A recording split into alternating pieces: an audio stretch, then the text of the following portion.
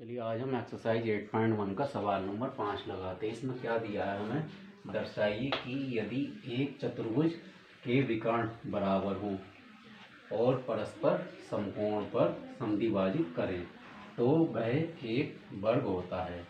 हमें क्या दिया हुआ है, इसमें एक चतुर्भुज दिया हुआ है और उसमें क्या है, उसके विकर्ण जो हैं बराबर हैं।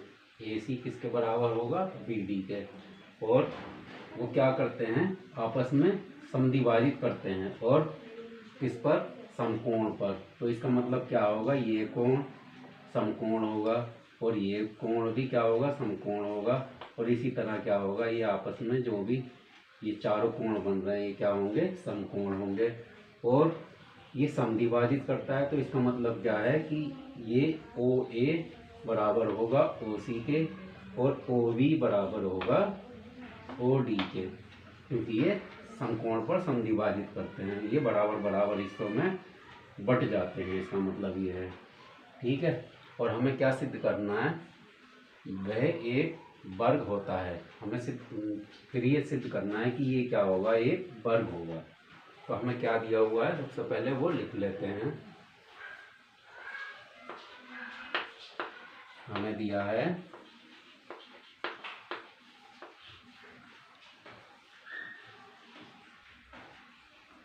चतुर्भुज ABCD के विकर्ण बराबर हैं।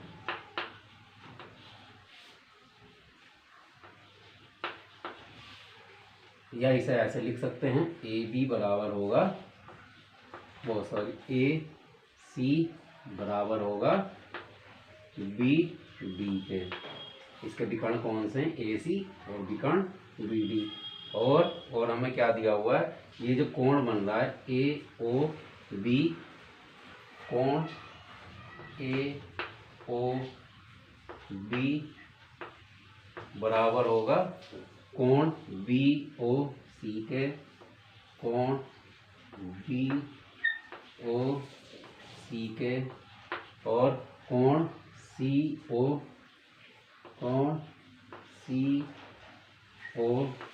के, और कोण AOD के, कोण AOD के। और ये कितना होगा, समकोण। समकोण कितना होता है, 90 डिग्री। तो ये हमें दिया हुआ है। और ये क्या करता है, विकर्ण आपस में समद्विभाजित करता है। ये एक दूसरे को क्या करता है, समद्विभाजित करता है। ये क्या हो जाएगा फिर,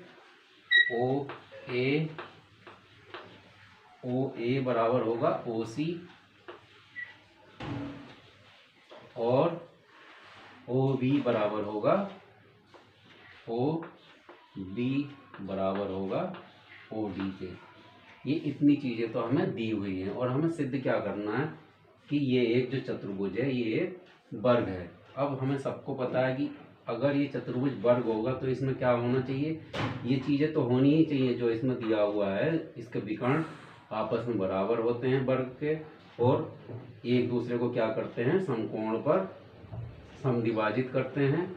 और अन्य विशेषता क्या होती है इसकी, इसका जो ये प्रत्येक कोण होता है वो क्या होता है, 90 डिग्री होता है। अगर हमें ये पता चल जाए कि ये कोण क्या है, 90 डिग्री है, तो और दूसरी चीज वर्ग में क्या होता है, इसकी चारों भुजाएं जो होती हैं आपस में बराबर होती हैं। अगर ये भी हमें पता चल जाए कि ये कोण 90 डिग्री है और ये चारों भुजाएं आपस में बराबर हैं, तो हम क्या कर सकते हैं, हम कह सकते हैं कि ये वर्ग क्या है, ये चतुर्भुज क्या है, एक वर्ग है।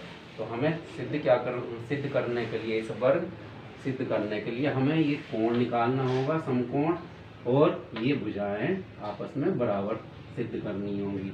तो चलिए हमें सिद्ध क्या करना है, पहले वो लिख लेते हैं। हमें सिद्ध करना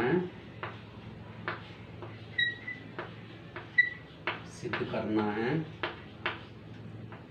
चतुर्भुज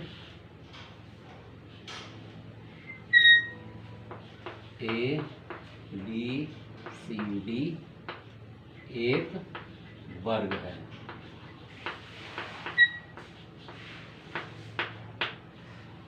तो चलिए अब इसे सिद्ध करना शुरू करते हैं।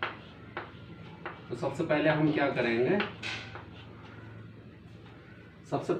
करेंगे, अगर ये भुजाएं हमें पता चल जाए कि आपस में बराबर हैं, ए बी बराबर बी सी हो जाए, बी सी बराबर सी डी हो जाए और सी डी बराबर डी ए हो जाए, तो फिर क्या हो जाएगा, फिर हमें ये निकालने के लिए हमें क्या करना होगा, किन्हीं भी दो त्रिभुजों को हम आपस में सर्वांग सिद्ध करते हैं और उसके क्या संगत भाग होंगे, संगत भाग बराबर हो जाएंगे। तो चलिए हम कैसे सिद्ध कर सकते हैं, हम कोई भी दो त्रिभुज ले लेते हैं। हम लेते हैं त्रिभुज ए ओ बी और त्रिभुज बी ओ सी।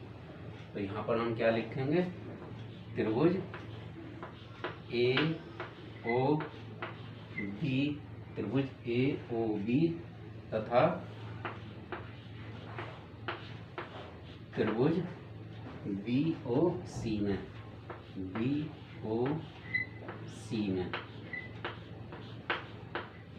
हम इन तीन ऐसी चीज़ें देखते हैं ताकि हम इसे सर्वांग सिद्ध कर सकें। तो हमें सबसे पहली चीज़ क्या मिलती है, सबसे पहली चीज़ मिलती है हमें ये भुजा ओ ए किसके बराबर है, भुजा ओ सी के, क्योंकि जैसा कि हमें दिया हुआ है। तो यहाँ पर हम क्या लिखेंगे, ओ ए बराबर है ओ सी के, और इसका कारण क्या दे देंगे, क्योंकि ये विकर्ण इसके क्या करते हैं, समकोण पर समद्विभाजित करते हैं, ये हमें क्या है दिया हुआ है। यहाँ पर हम क्या लिखेंगे, दिया है। अब देखिए दूसरी चीज क्या है, दूसरी चीज आती है हमारा ये कोण, ये जो आपस में ये समद्विभाजित हो रहे हैं, तो कहाँ पर हो रहे हैं, ये समकोण पर समद्विभाजित हो रहे हैं। तो इसका मतलब क्या है, ये कोण और ये कोण भी क्या होगा, बराबर होगा। तो यहाँ पर हम लिखेंगे कोण ए ओ बी बराबर होगा कोण बी ओ सी, और इसका कारण क्या है, ये हमें दिया हुआ है कि ये समकोण पर समद्विभाजित करता है। तो ये इसका कारण भी हम लिख देंगे, ये हमें दिया है।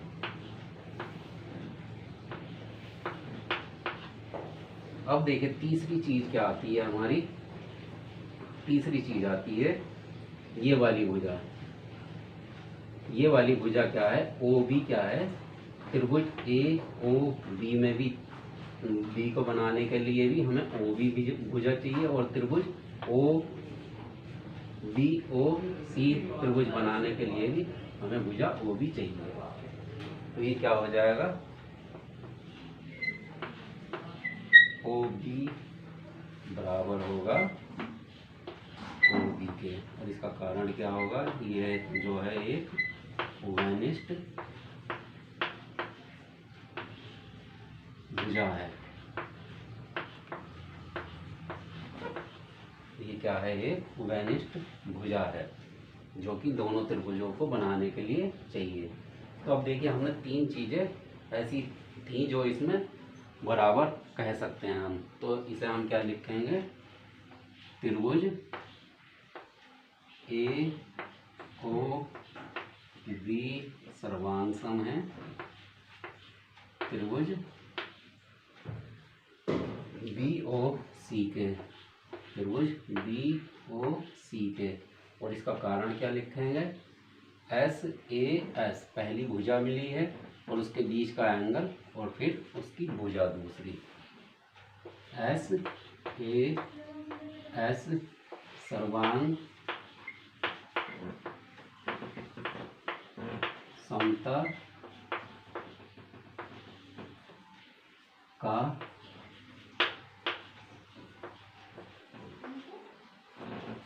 नियम। ये किससे सर्वांग सम हुई है, एस एस सर्वांग समता का नियम। तो देखिए जब हमने दो त्रिभुज ए ओ बी और त्रिभुज बी ओ सी सर्वांग सम सिद्ध कर दिए, तो इसके जो संगत भाग है वो भी क्या होंगे, बराबर हो जाएंगे। तो क्या कह सकते हैं हम, भुजा ए बी किसके बराबर होगी, भुजा बी सी के, और इसका कारण हम क्या लिखेंगे, सी पी सी टी से, क्योंकि सर्वांग सम त्रिभुजों के संगत भाग भी क्या होते हैं, आपस में बराबर होते हैं। तो यहाँ पर हम लिखेंगे ए बी भुजा बराबर होगी भुजा बी सी के, और इसका कारण क्या लिखेंगे, सी पी सी टी से।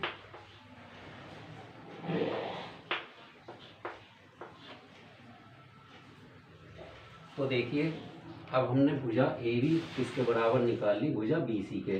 अब इसी प्रकार क्या है, ये आगे की जो भुजाएं होंगी इसी तरह ये भी बराबर हो जाएंगी, लेकिन हम ये करके नहीं दिखाएंगे, इन्हें हम इसी तरह करके लिख देते हैं। क्या लिख देंगे, इसी प्रकार जैसा हमने ये दो त्रिभुज हमने सर्वांग सम सिद्ध किया, इसी प्रकार क्या है, ये बाकी के त्रिभुज भी आपस में सर्वांग सम सिद्ध हो जाएंगे और इनकी भुजाएं भी आपस में बराबर हो जाएंगी। तो ऐसा हम शॉर्ट करने के लिए इसी तरह लिख देते हैं। इसी प्रकार क्या होगा, ए बी बराबर हो जाएगी बी सी के, और बी सी बराबर हो जाएगी सी डी के, और सी डी बराबर हो जाएगी ए डी भुजा की। तो एक चीज तो हमें मिल गई है, जो कि इसे वर्ग हम कह सकते हैं। अब हमारी दूसरी चीज क्या है, दूसरी चीज है हमें ये जो कोण है ये हमें 90 डिग्री का कोण मिल जाए तो हम इसे पूरी तरह कह सकते हैं कि ये क्या है, वर्ग है। तो अगर हम देखिए ये त्रिभुज डी ए बी, इसे दूसरे चौक से कर देते हैं, त्रिभुज डी ए बी इसे लें, और दूसरा त्रिभुज क्या लें, ए सी बी ए, त्रिभुज क्या लें, सी बी ए। इस त्रिभुज में और इस त्रिभुज को क्या करें, हम सर्वांग सम सिद्ध कर दें। तो सिद्ध कर देंगे तो उससे क्या होगा कि हम ये कोण किसके बराबर कह सकते हैं, कोण ए किसके बराबर आ जाएगा, कोण बी के। तो चलिए अभी हम इसे मिटा दें, फिर इसका आगे का भाग भी हम आपको करके दिखाते हैं। तो देखिए अब हम क्या लिखेंगे, त्रिभुज डी ए बी, त्रिभुज डी ए बी तथा त्रिभुज सी बी ए में, सी बी ए में, इसमें हम तीन ऐसी चीज़ें देखेंगे कि जिससे हम बराबर कह सकें। तो सबसे पहली चीज़ हमें क्या मिलती है, सबसे पहली चीज़ हमें क्या है, देखिए त्रिभुज डी ए बी बनाने में और त्रिभुज सी बी ए बनाने में कौन सी भुजा कॉमन है, ये ए बी भुजा। तो यहाँ पर हम क्या लिखेंगे, ए बी भुजा ए बी बराबर होगी बी ए के।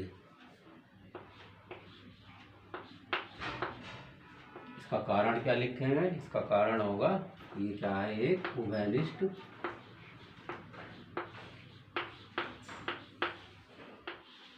भुजा है। देखिए त्रिभुज डी ए बी बनाने में भी ए बी भुजा चाहिए, और त्रिभुज सी बी ए ये त्रिभुज बनाने के लिए भी हमें भुजा ए बी चाहिए ही चाहिए। अब दूसरी चीज हम ढूंढते हैं, इसकी क्या होगी, दूसरी चीज होगी हमारा ये इस चतुर्भुज का क्या है, विकर्ण ए सी किसके बराबर होगा, विकर्ण बी डी के। विकर्ण ए सी बराबर होगा विकर्ण बी डी के। और इसका कारण क्या देंगे, ये चीज तो हमें क्या है, सवाल में ही दी हुई है, जिसके विकर्ण बराबर हैं। इसका कारण लिखेंगे, ये क्या है, हमें दिया है। अब एक चीज और चाहिए, जो कि जिससे हम सिद्ध कर देंगे ये दोनों त्रिभुज क्या है, सर्वांग है।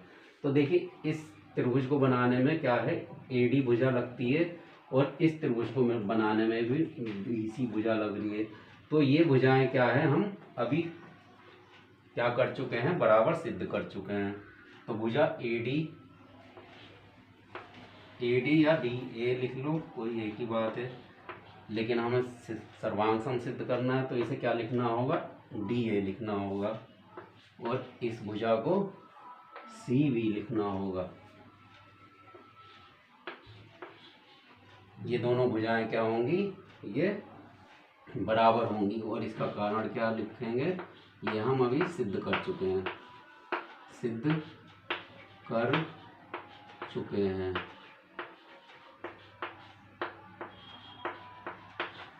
तो देखिए इस प्रकार क्या हुआ, हमें ए बी भुजा बी ए भुजा के बराबर और ए सी भुजा बी डी भुजा के बराबर और डी ए भुजा सी बी भुजा के बराबर मिल गई।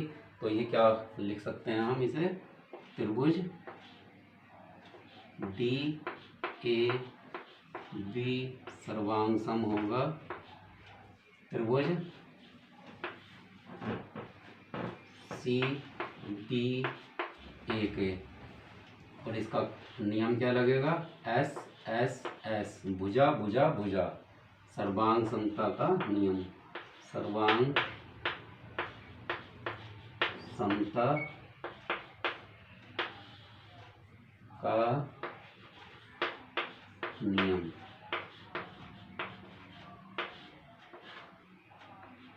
तो अब देखिए हम क्या कह सकते हैं, अगर ये दोनों त्रिभुज डी ए बी सर्वांग सम है त्रिभुज सी बी ए के, तो इससे क्या सिद्ध कर सकते हैं हम, इसकी भुजाएं क्या होंगी, इसके संगत भाग भी क्या होंगे, बराबर होंगे।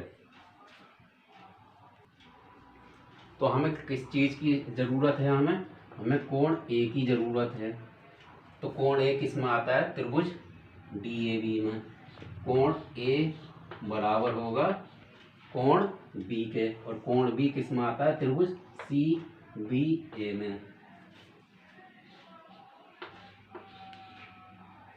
और इसका कारण क्या लिखेंगे, सी पी सी टी से, सी पी सी टी से, क्योंकि सर्वांग सम त्रिभुजों के संगत भाग भी क्या होते हैं, बराबर होते हैं। तो अब देखिए अगर हमें कोण ए बराबर कोण बी मिल गया है तो हम क्या कर सकते हैं, हम लिखेंगे, देखिए ये एक सीधी रेखा है, सीधी रेखा के एक ही तरफ दो कोण बन रहे हैं, तो इन दोनों कोणों का योग कितना हो जाएगा, कोण ए प्लस कोण बी बराबर 180 डिग्री होगा। और इसका कारण क्या लिखेंगे, किसी रेखा के एक ही और बनने वाले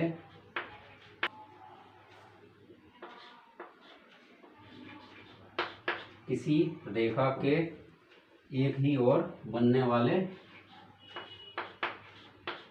कोणों का योग 180 डिग्री होता है। ये है इसका कारण। तो देखिए अभी हमने क्या सिद्ध करा है, कोण ए किसके बराबर है, कोण बी के।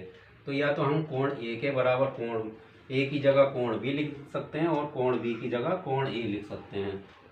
तो चलिए कोण ए प्लस कोण बी की जगह हम क्या लिख देंगे, कोण ए बराबर 180 डिग्री, और ये क्या हो जाएगा, दो कोण ए बराबर 180 डिग्री। तो कोण ए बराबर क्या हो जाएगा हमारा, 180/2। तो ये क्या आ गया हमारा, कोण ए बराबर 90 डिग्री।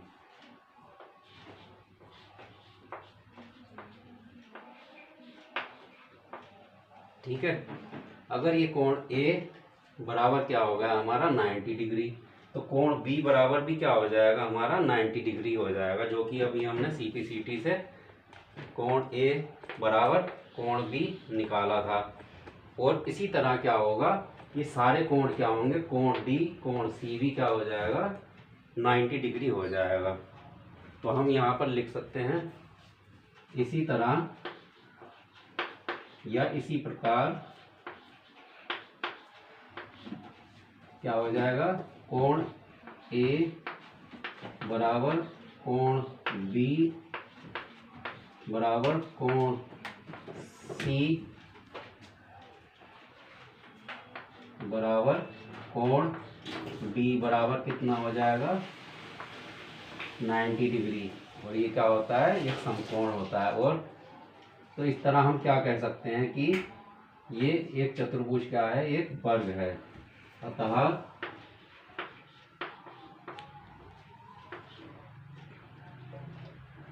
ये सिद्ध होता है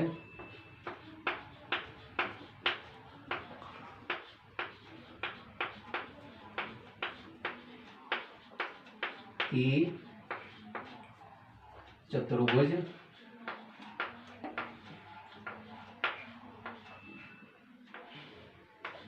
ए बी सी डी एक वर्ग है।